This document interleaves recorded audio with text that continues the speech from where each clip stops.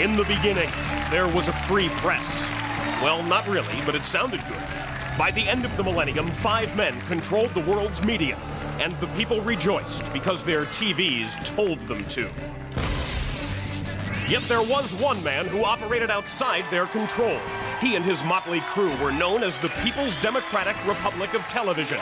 Their mission? To bring the people the awful truth.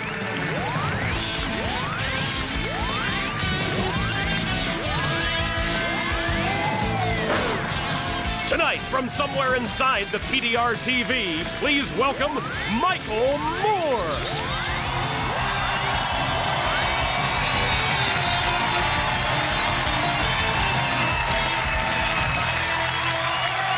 Thank you.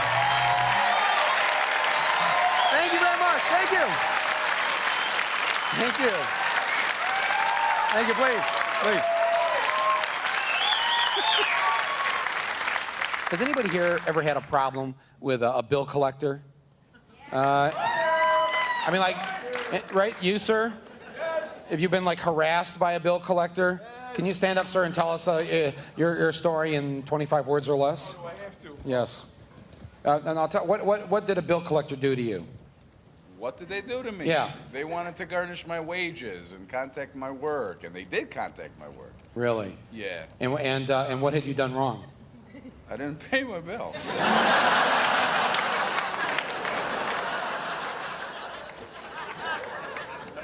Stand up. Yeah. You have to pay your bills, right? I realized, come on, it was a student loan. Oh, is this a student loan? Yes, and those of us who didn't go to college are happy to pay for you deadbeat English majors. Is there anyone here with a legitimate complaint? For over a year, we got a bill for $0.00. And they kept sending us this bill.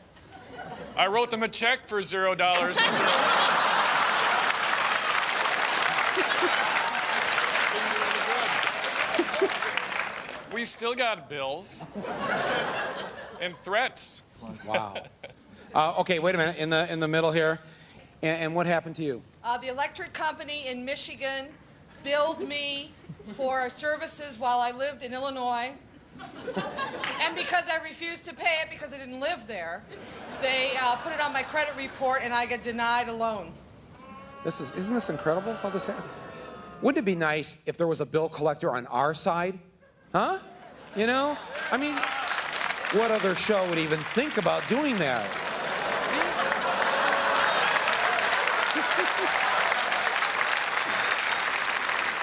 So, I decided to hire our own Awful Truth bill collector. His name is Sal Piro. He's a dock worker from Jersey. And starting tonight, he's going to collect bills for the people. For years, United Parcel Service, the largest package delivery company in the world, had thousands of so-called part-time employees working 40, 50 hours a week for something like half the wages. So, in 1997, the workers went on strike and won, forcing UPS to sign an agreement that would turn 2,000 part-time jobs into full-time jobs each year for the next 5 years. Wow, 10,000 full-time jobs. It was a great victory for labor. Things were really looking up. It's been 1 year since Teamsters workers walked off the line. Well, not exactly. UPS was using a loophole to wiggle out of the agreement. Their profits were at an all-time high, but they were using some funny math to say their, quote, volume was down. Promises made 1 year ago. Earlier this year, the company informed the union that they had decided not to honor that agreement. And the reason they used was they say that the volume is down 4%. But we don't see it in what we're doing. If they take some of this work, they can create more jobs. It's there. How can a company be making record profits and shipping less volume? Easy. Redefine what volume is. All this sneaky new math was giving me a headache. It was time to call in Sal Piro, the Awful Truth bill collector. When the going gets tough and some little guy needs to squeeze what's owed him out of some corporate fat cat, that's when they come to me. And I do what needs to be done. So all you corporate executives out there, just remember one thing. If I'm looking for you, I'm gonna find you. UPS can't afford to honor their contract? Give me a break. I mean, will you look at all these boxes and these trucks? Truck after truck after truck. Somebody here is lying through their teeth, and I don't think it was the workers. I came out here to a rally on July 31st, the end of the first year of the contract. But what did the company do? Because I chose to come out here on that day off, they chose to fire me. First they weasel out of the contract, and then they fire Randy Brown for demonstrating about it? UPS is turning out to be a real nasty piece of business. You have a family? You better believe it. I'm going to try and get you a job back. I'm trying to help you get your job back. Who do I talk to? Well, Jim Kelly's the CEO, and he's right over here in North Atlanta, over here in Roswell, at the corporate headquarters. That's our CEO. Well, I'm going to go to him. I'm going to talk to him. I'm going to see if I can get you a job. Well, I appreciate it. I'm going to see if I can get you full-time pay. I'm going to try. We'll talk to this Mr. Jim Kelly. Nothing pisses me off more than a liar. So I headed over to Big Shot Central, UPS corporate headquarters. Would you get a load of this place? There's enough European marble here to choke a horse. I'd like to see Mr. Jim Kelly, please, if it's possible. Who are you with? Who am I with? Yes. Oh, if you ask around, they know me. Sal Pirro, they know who it is. Sal Pirro. How you doing? Good morning. My name is Sal Pirro. How you doing? Good. Okay, Sal, why don't we go over to the office over here? Let me get a hold of, This guy talks to that guy, that guy gets this guy. Pretty soon everybody's getting each other, like a bunch of little monkeys in a zoo. Head of PR for UPS. Oh, how's, Jim Kelly's not around? No, he's not. He's Mondays are terrible. A terrible time to grab him, right? Oh, absolutely. Yeah, we don't do Well, that I want without to ask an you appointment. something. What about the 2,000 jobs that they, had promised these people, which they haven't here, that they were supposed to deliver? Right. You get the language there? I got the language. Okay. The 2,000 jobs are contingent upon the volume being there. Excuse me. Sit down, relax. Yes, have a seat. Sit down, relax. At least he saved me the trouble of having to choke him myself. If you say you're losing money, you're losing money in the company. We're not. From what I understand, we're very profitable. You're making money. Yes. You say one thing and you do another thing. Well, I don't understand that comment. I don't understand that either. Well, what I mean is you guaranteed these people, 2,000 people, jobs. No, we did not. We guaranteed the jobs if volume was at a higher level than it was before the strike. UPS is making record profits, and he's trying to tell me that volume is down? Who's he kidding? And these people that are working part-time, not getting paid full-time. Meanwhile, they're putting 40 hours a week in. Very few, but yes. But I'm saying you can't give at least 1,000 their jobs back? Not until we get our volume back. Can we give this guy his job back? We're not going to talk about specific cases, and we're not giving anybody's job back. He was demonstrated. That's why he lost his job. So you know what they say? I'll tell you exactly what they say. Oh, him, that little prick? Get rid of him. Come on, you know it better than me. Let's talk. Let's talk as men. Let's talk as men. But I'm saying that's how it is. Get rid of him. No, but I'm saying get rid of him. Quality of this. No, I'm saying get rid of the guy. The lowest I've ever been No, involved in what I'm trying to explain to you is you understand. Unbelievable. I mean, all you guys are making the big money. Fine. Nobody's not denying you the fact of making the big money. But feed the little people, too, once in a while. Oh, Sal, come on. I think we're done here, Ken. No, I'm saying, what am I talking about? We're talking about creating new jobs when our business returns. We're not talking about anybody out of jobs. Do I got your word that you're going to create new jobs? It's right here in that contract. When our business And you're going is to deny back. it? No. You guys can head on out. Well, nice talking to you. Great talking to you, I'll be Sal. back again. I doubt it. I don't. I don't doubt it. I don't doubt it. I'll be back again. I guarantee you that. And do me one more favor. Would you make me speak to Jim Kelly when you Get out of here, please. I would talk a little nicer. If there's no respect, I teach respect. I'm going to be back for that little prick. He's a he lied to my face. He actually to my face. Norman, I'll see you again. Norman, I'll show you what respect is. I'll be back. I'll be back. You know, sometimes you get more bees with a little honey than you can get with a baseball bat. Well, I figured maybe a little friendly note to Norman Black might be just the thing to get Randy and the other workers what they deserve. And what do you know? 2 days later, my phone started ringing. Oh, yes. I wanted to let you know that I got my job back. I got back to work Tuesday. The day after I was down there? Got all my back pay and benefits. Well, I certainly appreciate it, Sal. I can't thank you enough. Okay, Randy. You take care of your family, Randy. Goodbye and good luck. You know, maybe Norman Black wasn't just a stinking little corporate weasel with a heart like a lump of coal. After all, he did give Randy Brown his job back. So that's one down and 1,999 jobs to go. Hey, Norman Black, if you're watching, we'll be talking again real soon. You can count on that. Hey, you out there watching this?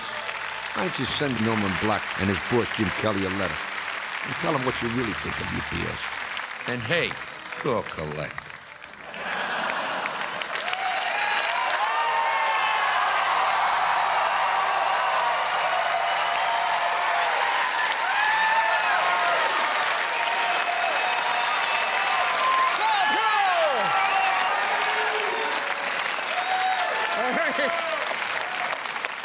Now, Sal, would you be willing to do this again for us if we need any help? Guaranteed.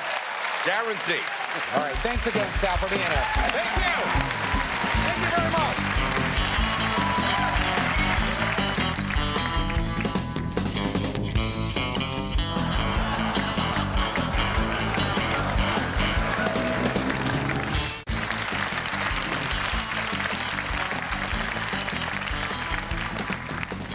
We were down in Washington, D.C. on the first day of the impeachment hearings, and we ran into somebody that we thought should have been called as a witness, but as you know, the Republicans only wanted to call Ken Starr. We found a much better witness that should have been testifying in front of Congress, and so we bring him to you, the American and British public, tonight on The Awful Truth. Ken Starr claims to be an independent counsel. He's not independent, and I know about independence because I wrote the Declaration of Friggin' Independence. Hey, Ken Starr, you want a piece of me? I'm Thomas Jefferson. Hey, you want to mess with Tommy Jefferson? I fooled around on the side. You want to bring down our government? Huh? You want to go back in time and bring me down? You don't mess with me. We're going to go colonial on your ass. The best way to judge if somebody is telling you the truth is not just rely on the moment under the spotlight or the heat of the moment. If you're going after It's William to look- Jefferson Clinton, why don't you impeach Tom Jefferson, huh? What do you say? Don't you think? I mean, everybody's human. We all make mistakes. I had an affair, big friggin' deal. It shouldn't be part of national politics. Is it okay if I take the podium for 5 minutes? Now, this is good theater over here, but the question is Ken Starr unfair? Is he a partisan hack? Is it theater, or is it based on history? No, it's all about sex, isn't it? Thank you. Thank you, Mr. President.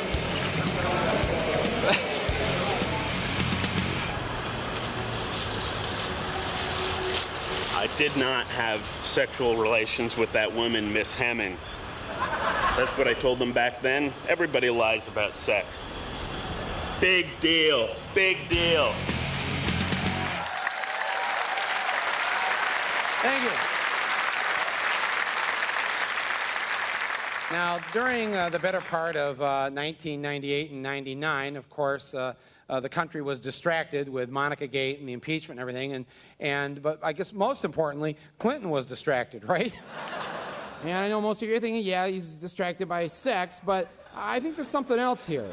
There seems to be something that is in common with all of the women that Clinton seems to be attracted to, all right? Whether it's Jennifer Flowers or Paula Jones or Monica Lewinsky, what's the one thing they all have in common?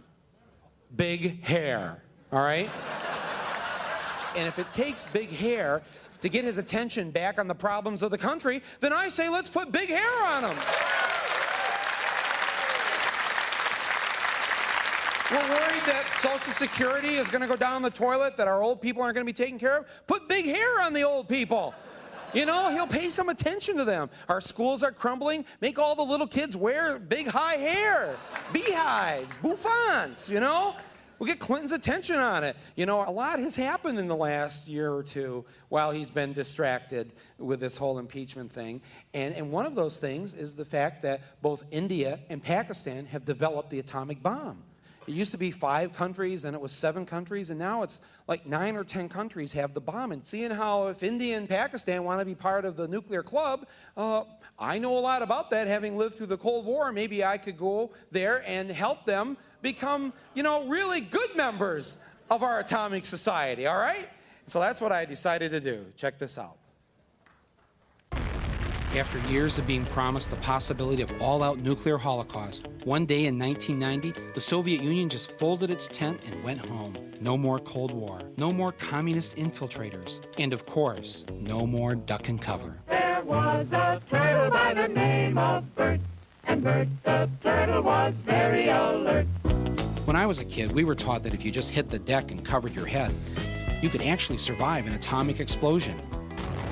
But now the duck and cover had become obsolete. Sure, there were still 22,000 Russian nukes hanging around, but Russia was pretty stable, right?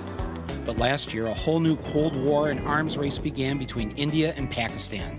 Pakistan today successfully conducted 5 nuclear tests. 2 of the poorest countries on Earth found the money to explode atomic bombs of their own. They've been enemies for years, and now they've decided to go nuclear. To protect our nation and to protect our beliefs, he said, we have had to brandish the sword, and we will not lower it until we have conquered our enemies. 13, 12, 11, 10, 9, 8. First of all, one sees a very, very bright light. It's deadly. 4, it's 3, like a woman. It's a wonderful sight to behold. Fire. I decided to visit the Indian and Pakistani ambassadors to make sure they were properly prepared for nuclear war. What are you going to do, let's say, if India builds 50 bombs? We would not want to match India, but we would want to have what you call adequate capability to respond to India in case India were to attack Pakistan. There you go. They may not be obliterated, yeah, but they're going to lose a few million people. Absolutely. We want just enough so that we are taken as a serious military power, a country which can't just be pushed around. Oh, so far, so good. Massive retaliation, being taken seriously. They had clearly studied our military history. But what about the civilians? In school, we had all these drills, duck and cover and where to hide out. We were all trained to do that. It would be very useful if we were to have a look at that sometime. Oh, okay. All right, good. Well, we have it right over here in the TV. When danger threatened him, he never got hurt. See, watch this. Watch. The bomb's going to go. Boom. And cover. Duck and cover. Duck and cover. So it doesn't hurt to know duck and cover. No, that's true. These were, some of the things that were in the fallout shelter, just in case there was. I see. It's a kind of a survival kit. A survival kit, exactly, exactly. Good. The gas mask was a very important device. Yeah. See, this goes over your head and cuts the radiation particles through here. Do you feel that Pakistan is? Do you have fallout shelters yet? No, I'm afraid not, because it's a very expensive proposition. Right. Just imagine if you want to build a nuclear, what you call a hideout or fallout shelter. Yeah. We don't have the capacity to pay for these kind of things. Do you have evacuation procedures? Have you prepared for any? You haven't prepared for any of this stuff yet. If a bomb does strike Bombay or Calcutta. I don't think it is cost effective at this point of time. It probably cost so much to develop the bomb, there was no money left over for anything else. It's tough for a country like India, which spends 2/3 more on the military than on health and education. Or Pakistan, where it's more than double. Hey, just like us. It was time for some good old-fashioned American foreign aid. I gathered a group of Indians and Pakistanis to be my Cold War missionaries. They certainly had the required national hatred. America can become number one. Maybe we are the next number one. So if Pakistan becomes number one, India would be first number one. No. Hang on one second. Hang on. But they were a little unprepared for a real Cold War. Before you can become full members in the Atomic Club, you need to learn certain things about atomic weapons and how to live with them so that you can take this information back to the citizens of your countries. First, I taught them how to duck and cover. Duck and cover. Look, there's a nuclear bomb. It just went off. Duck and cover. Then they mastered gas masks and body bags. Another thing that can help protect you against radiation is sunscreen. And I think they really started to feel better about nuclear war. Time for an intermediate lesson, searching out spies, subversives, and the enemy within. After all, you can't have a proper Cold War without rampant paranoia and fear. Have you ever been a member of the Communist Party? Are you now, or have you ever been a Pakistani? No. A few advanced students even learned about the fallout shelter. Nice to meet you, sir. Welcome to my fallout shelter. This is where you might have to spend 2 weeks of your life living in the event of a nuclear attack. What you should have for your shelter is poured concrete. Most important is our John over here, all right, a chemical toilet. You're supposed to sit down on here like this?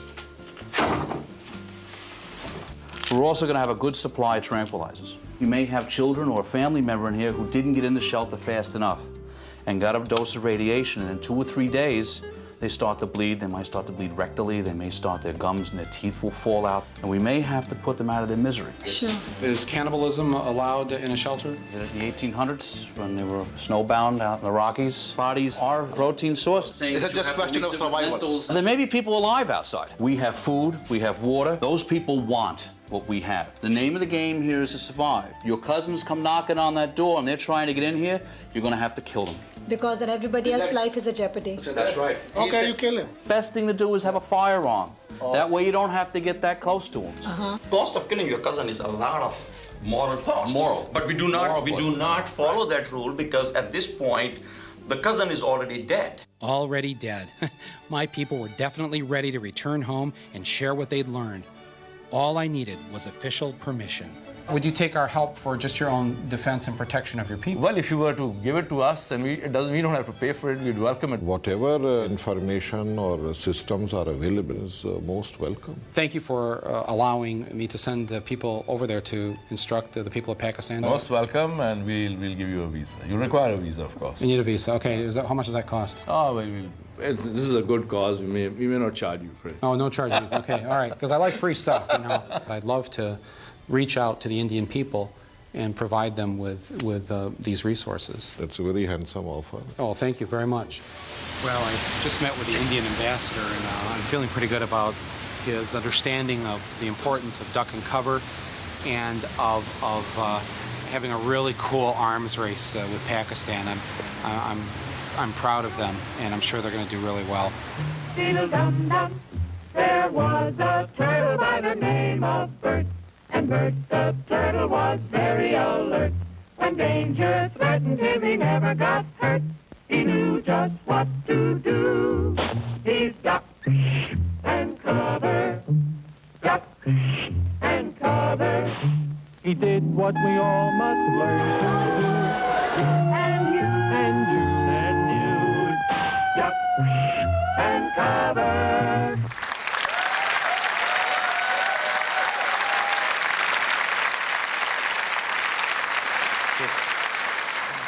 All right, thank you very much. Thank you very much. It's been great here tonight. I'd like to call this meeting of the PDR TV Politburo to a close. All new business is tabled until next week. Thank you for joining us here on The Awful Truth. Thank you.